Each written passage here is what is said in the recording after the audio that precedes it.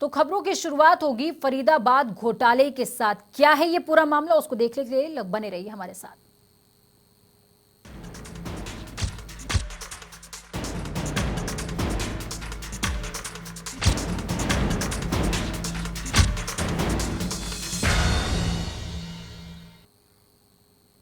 तो फरीदाबाद नगर निगम एक बार फिर से चर्चाओं में है। चर्चा यहां हुए दो ऐसे करोड़ों के घोटाले की जिसने चौंका कर रख दिया।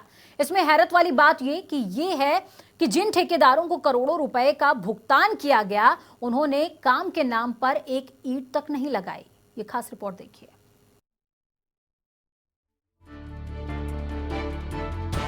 क्या आपने कभी बिना काम के पैसों का भुगतान किए जाने के बारे में सुना है?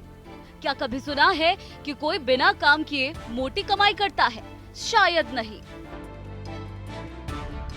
लेकिन यकीन मानिए ये सब संभव है, चौंकिए मत।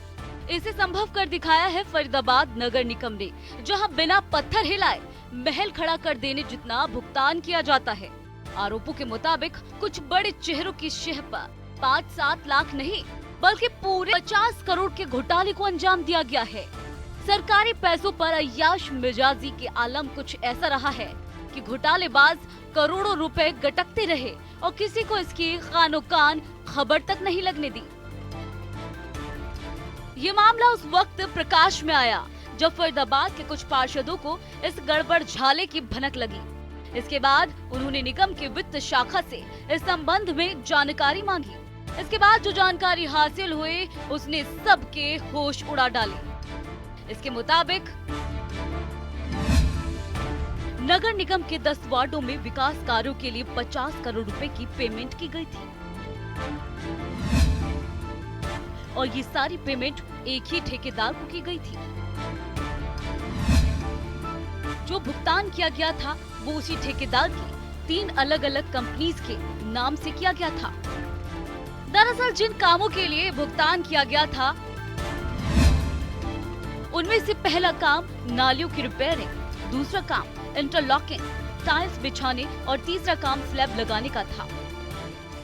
और इन्हीं कामों के लिए करोड़ों का भुगतान ठेकेदार को कर दिया गया। इसमें सबसे ज्यादा चौंकाने वाली बात तो ये रही कि जिन कामों के लिए 50 करोड़ रुपए का भुगतान किया जा चुका है, उन कामों के नाम पर एक ईंट भी नहीं लगाई गई। इस बड़े खुलासे में एक और बात निकल कर सामने आई, वो ये कि इस पूरी रकम का भुगतान निगम के जनरल फंड से किया गया है। जानकारी के मुताबिक निगम के जनरल फंड में पैसे है ही नहीं। ऐसे में पिछले करीब 4 सालों से सभी कार्य सीएम अनाउंसमेंट के पैसों से ही चल रहा है। लेकिन फरीदाबाद नगर निगम में ये अपनी तरह का कोई अकेला मामला नहीं है, क्योंकि यहीं से एक दूसरे मामले में ये खुलासा हुआ। आरोपों के मुताबिक एक बिल का भुगतान उसकी वास्तविक रकम से बहुत ज्यादा कर दिया गया। इसमें कुछ हजार नहीं बल्कि पूरे 20 करोड़ से ज्यादा का भुगतान कर दिया गया। गड़बड़ झाले के इन आंकड़ों को देखकर इतना तो समझ में आता है कि ये कोई गलती से हुई भूल चूक नहीं हो सकती, क्योंकि अगर ये गलती होती तो निगम इसे सुधारता जरूर, लेकिन वो तो अब तक इस पर खामोश बैठे हैं। कमिश्नर साहब से हम अपने पार्षद साथियों के साथ मिले हैं और जैसा कि आपके भी संज्ञान में होगा कि नगर निगम में काफ़ी सारे वार्डों में नगर निगम अकाउंट्स विभाग द्वारा कुछ भुगतान किया गया था जो कि बिना काम हुए। तो उसके विषय में हमने कमिश्नर साहब को एक शिकायत दी थी और आज उसी विषय में हम लोगों ने कमिश्नर साहब से बात करी है कि भाई उसमें क्या कार्रवाई हुई है। तो कमिश्नर साहब ने बताया है कि उसमें एक कमेटी बना दी गई है और उसकी जाँच शुरू करा दी है और बहुत ही जल्द जो सारी चीज़ें सब लोगों के सामने होंगी। अभी हम कमिश्नर साहब से मिले हैं, निश्चित तौर पर उन्होंने आश्वासन दिया वो कार्रवाई करेंगे और सख्त से सख्त कार्रवाई करवाएंगे उनके खिलाफ, इसमें कोई दो रहे। आपके वार्ड के कौन कौन से ऐसे काम है और कितने करोड़ के काम है जिनकी पेमेंट हो गई और काम नहीं हुए? मेरे वार्ड के अंदर उन्होंने 3 करोड़ रुपए उठाए हैं जिसमें एक ईंट तक नहीं लगाई है उन्होंने। ये एक छोटा नहीं बहुत मोटा घोटाला, इसको हम ऊपर तक ले जाएंगे, इसकी पूरी जाँच करवाएंगे। फरीदाबाद निगम से जुड़े इस कथित महाघोटाले ने जहां एक और सुनने वालों को हैरत में डाल दिया है, तो वही सवालों के घेरे में निगम से व्यवस्थाएं और वो तंत्र भी है जिनकी नाक तले ये सब होने दिया जाता है। कुछ समस्याएं हैं जो उठाई गई हैं, और उसमें विशेष तौर पर जो कंस्ट्रक्शन की क्वालिटी को के विषय में नगर निगम के साथी पार्षदों ने कुछ अपनी परेशानियां माननीय कमिश्नर साहब के समक्ष रखी हैं। उन्होंने सबको आश्वासन दिया है कि जल्द ही इसके ऊपर एक कार्रवाई कराई जाएगी, और जिस तरह का कंस्ट्रक्शन में मटेरियल इस्तेमाल करा जा रहा है उसको कमिश्नर साहब के सम्मुख रखा गया है, उनके सामने प्रस्तुत किया गया है। उन्होंने आश्वासन दिया है कि जल्द ही किसी अधिकारी की नियुक्ति करके इसके ऊपर कार्रवाई कराई जाएगी। इस कथित महाघोटाले से पर्दा उठने के बाद से कईयों की हवाइयां उड़ी हुई हैं, तो कईयों की सिट्टी पिट्टी गुल हो चुकी है। मामला करोड़ों घोटाले से जो जुड़ा हुआ है, जिससे सरकार को भी मोटी चपत लगी है। अब इस पूरे मामले की गंभीरता को देखते हुए इसमें जांच कमेटी गठित तो कर दी गई है, लेकिन इस पूरे मामले ने इसके साथ ही कई सवाल भी खड़े कर दिए हैं कि अगर इस तरह के मामले ना खुले तो क्या मोटी चमड़ी वाले घोटालेबाज और भ्रष्टाचारी इसी तरह अपनी करतूतों को बिना डरे अंजाम देते रहेंगे। तो अब देखना यह होगा और बल्कि दिलचस्प होगा कि ये करोड़ों का घोटाला, इसका पर्दाफाश हो पाता है या नहीं, और स्थानीय निकाय विभाग मंत्री अनिल विज इस मामले में क्या संज्ञान लेते हैं। जनता टीवी के लिए कैमरा पर्सन शिवम के साथ पूजा शर्मा, फरीदाबाद।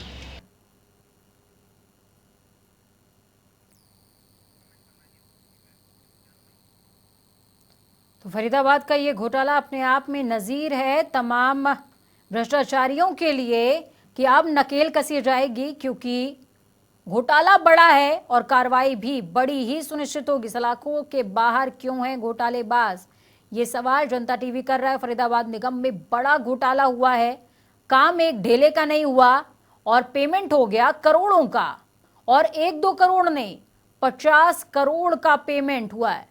बिना काम हुए करोड़ों का भुगतान हुआ है। ये किन भ्रष्टाचारियों की शय पर हुआ है, ये पता लगाना बेहद ज्यादा जरूरी हो जाता है। और सवाल ये भी कि आखिरकार करोड़ों का भुगतान कर कैसे दिया गया।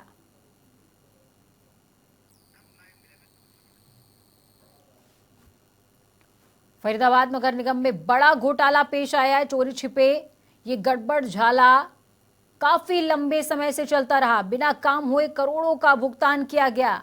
ये किन भ्रष्टाचारियों की शय पर हुआ है, ये सवाल अपने आप में अहम हो जाता है।